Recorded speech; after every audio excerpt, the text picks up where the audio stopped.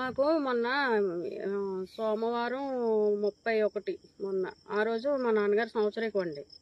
ఆ పనుల్లో మేము ఉండగా మాకు తెలియకుండా 30వ తారీఖు ఆదివారం పోత కోసి పట్టుకెళ్ళిపోయాడండి. మా నాన్నగారు పొలం అండి.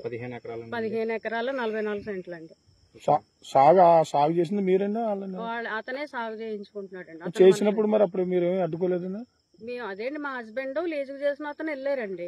వెళ్తే అతను మనుషులు వచ్చి గొడవ పడి తవ్వులేశారండి.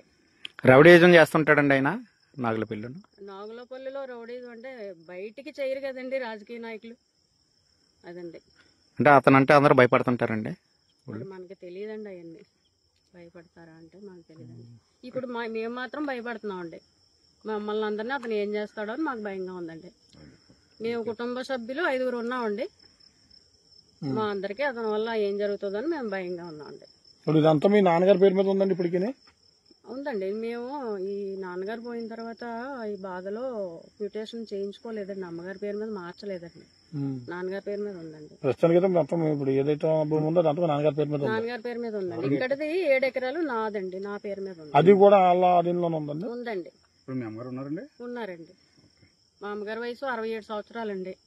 ఆవిడ ఆర్థరైటిస్ పేషెంట్, మళ్ళీ షుగర్ ఉందండి. ఆవిడకి మందుల ఖర్చులు అవి బ్రతకడానికి చాలా ఇబ్బంది అయిపోతుందండి. ఆస్తులుండి ఎవరి దగ్గర చేతులు చాపాలండి? మేము ఆస్తులు ఉన్నా కూడా చేతులు చాపాల్సి వస్తుందండి. మొదటి పంట లీజుకి ఇచ్చామండి. చింతపల్లి బుచ్చిరెడ్డి, చింతపల్లి సూర్యనారాయణ రెడ్డి అని ఇద్దరికి 2 పొలాలు లీజుకి ఇచ్చామండి. మీరే ఇచ్చారా? అవునండి, నేనే ఇచ్చానండి. అయితే మొదటి పంట అయిపోయాక నవంబర్లో వాళ్ళిద్దరికి సత్యానందరెడ్డి ఫోన్ చేసి లీజు వాళ్ళకి ఇవ్వద్దు, మీరు ఖాళీ చేసేయండి, పొలం మేము హ్యాండ్ ఓవర్ చేసుకుంటున్నామని చెప్పాడండి. చెప్తే వాళ్ళు నాకు చెప్పారండి. చెప్తే మీరు లీజ్ అది వాళ్ళకి ఇవ్వద్దు, మీరు కూడా పండించడం మానేయండి అని చెప్పానండి. అంటే లీజు అతనికి ఇచ్చేలా ఉంటే వీళ్ళని ఇద్దరిని చేసుకోమన్నాడు. అయితే నేను వద్దని చెప్పానండి. వీళ్ళిద్దరిని తప్పుకోమన్నానండి పక్కకి. లీజు వాళ్ళకి అతనికి ఇచ్చేలా ఉంటే మీరు పొలం చెయ్యొద్దు అని చెప్పానండి. వాళ్ళిద్దరూ తప్పుకున్నారండి. తప్పుకుంటే మర్నాడు మా హస్బెండ్ని పంపించానండి పొలంలోకి. మా హస్బెండ్ ఆ లీజు చేసి అతను కూడా వెళ్ళారండి. ఇద్దరు వెళ్తే అతను మనుషులు వచ్చి దౌర్జన్యంగా గొడవ పెట్టి తవ్వులేశారండి. ఎప్పుడు జరిగిందండి అది? నవంబరు 1st వీక్లో జరిగిందండి. గత సంవత్సరం అండి? అవునండి, 2024 నవంబరు 1st వీక్లోనండి. అయితే నేను అప్పటి నుంచి ఒక 1 మంత్ ఆగానండి. వదిలేస్తారేమో భూమి అని చెప్పి 1 మంత్ ఆగి ఇంకా వాళ్ళు పొలం పనులు స్టార్ట్ చేసేసారండి. నేను ఎంఆర్ఓ గారికి గ్రీవెన్స్ పెట్టానండి ఆన్లైన్లో. వాళ్ళేమో విఆర్ఓని ఎంక్వైరీకి పంపించారండి.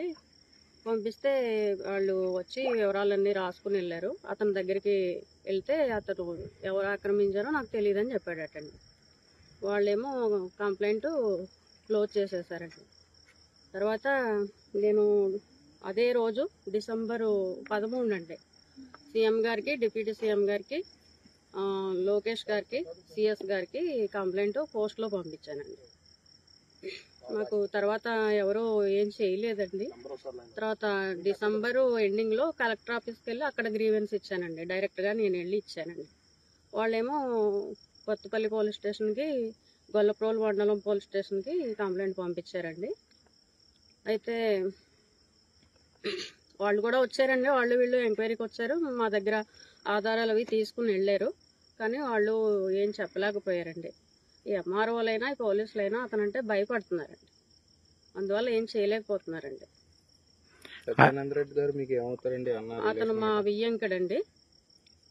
వాళ్ళ అమ్మాయిని మా అబ్బాయికి చేసుకున్నామండి, మా 2వ అబ్బాయికి. అతని 2వ అమ్మాయిని మా 2వ అబ్బాయికి చేసుకున్నామండి. ఇప్పుడు మీ అబ్బాయి మీ దగ్గర ఉన్నారమ్మా? భూమి ఆక్రమించాక ఒక 10 రోజుల తర్వాత మా అబ్బాయిని వాళ్ళ ఇంటికి పంపించేశానండి నేను.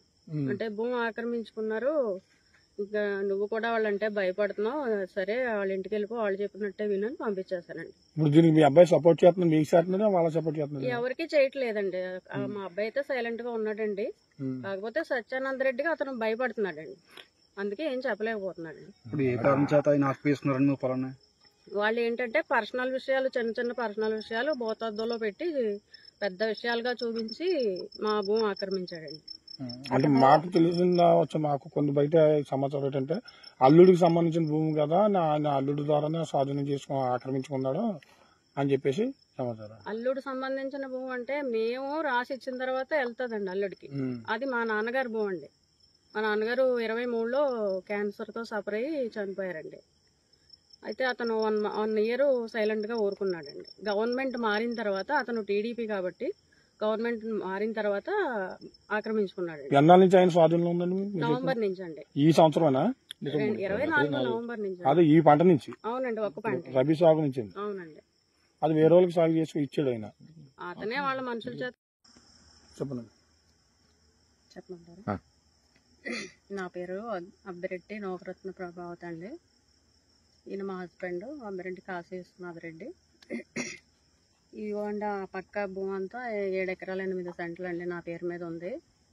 తర్వాత నాగులపల్లి గ్రామంలో మా నాన్నగారు అనిశెట్టి వెంకట్రావు గారు, ఆయనకి 15 ఎకరాల 44 సెంట్లు ఉందండి. ఈ 2 భూములు నాగులపల్లి గ్రామంలో ఉన్న స్థానిక తెలుగుదేశం నాయకుడు అనిశెట్టి సత్యానందరెడ్డి ఆక్రమించుకుని దౌర్జన్యంగా పండించుకుంటున్నాడండి. దాని గురించే ఇప్పుడు మిమ్మల్ని రమ్మన్నాను. ఈ పొలం కొయ్యడానికి వచ్చారండి వాళ్ళు. అందుకని మీడియా వాళ్ళని, పోలీసుల్ని మేము సహాయం కోసం అడిగామండి. వచ్చారు మీరు అందరూ. ఇంకేమన్నా మీరు అడిగితే. ఆక్రమించుకున్నారంటే అసలు ఎలా ఆక్రమించుకున్నారు?